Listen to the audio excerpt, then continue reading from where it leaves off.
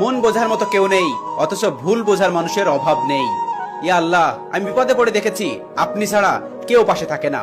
ভাই, অল্প বয়সে পরিবারের দায়িত্ব নেওয়া ছেলেগুলো বোঝে বাস্তবতা কি জিনিস।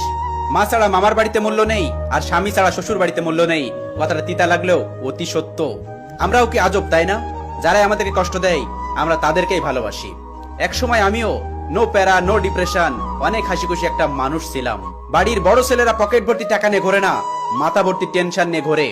মানুষের প্রিয় হতে যত সময় লাগে তার থেকে অনেক কম সময় লাগে কারোর অপ্রিয় হতে। এই পৃথিবীতে কারোর মিথ্যা সম্পর্কে জড়িও না, জীবনটা একদম শেষ হয়ে যাবে। আমার না অন্ধকারে থাকতে অনেক বেশি ভালো লাগে, কারণ অন্ধকারে কেউ চোখের পানিগুলো দেখতে পারে না। মেয়েদেরও চিন্তা হয়, কে বলেছে বেকারত্বের নাম শুধু ছেলেরা? সেই মেয়েকে জিজ্ঞেস করো যার মাথার উপরে কোনো বড় ভাই নেই। এদিকে বাবার বয়সও বেড়ে চলেছে। জীবনের পথগুলোতে একা চলতে শেখো, কারণ আজকে যে মানুষ তোমার সাথে আছে কালকে সে মানুষ তোমার সাথে নাও থাকতে পারে। হাই ভালোবাসা কি অদ্ভুত, তাই না? যাদের জন্য আমরা কান্না করি তারা কখনোই আমাদের হয় না। আমি একান্ত একজন খারাপ মানুষ, যার কথা রাখার মতো কেউ নেই, যার কথা শোনার মতো কেউ নেই। ক্ষতি আপন মানুষরাই করে, এতে সন্দেহ করার কিছু নেই। তাই তাদের থেকে দূরে থাকাই ভালো, এত ভালো সম্পর্কের দরকার নেই। যে মানুষটা আমাকে ছাড়া একটা মুহূর্ত থাকতে পারতো না, সেই মানুষটা এখন ভুলে গেছে আমাকে। কিছু কিছু মানুষ হাসতে হাসতেও বুকের ভিতর আকাশ সমান কষ্ট জমিয়ে রাখে। ছেলে মানে মিথ্যাবাদী, কারণ সে ভালো না থেকেও সবাইকে বলে আমি অনেক ভালো আছি। বাহিরটা হাসলেও ভেতরটা ক্ষয়। গুছিয়ে গল্প বলা যায়, কিন্তু অনুভূতি নয়। মানুষজন বলে আপনজন কখনো ছেড়ে যায় না, তবে তুমি কি আপনজন ছিলে না? পৃথিবীর সব থেকে নির্লজ্জ হচ্ছে মানুষের মন। ফিরবে না জেনেও তার অপেক্ষায় বসে থাকে। হাজারো হতাশার মধ্যে একটাই ভরসা, সৃষ্টিকর্তা যা করেন ভালোর জন্যই করেন। তুমি যেই পজিশনে আছো সেটা অন্য কারো কাছে স্বপ্ন, অতএব হতাশ না হয়ে সৃষ্টিকর্তার শুকরিয়া আদায় করো।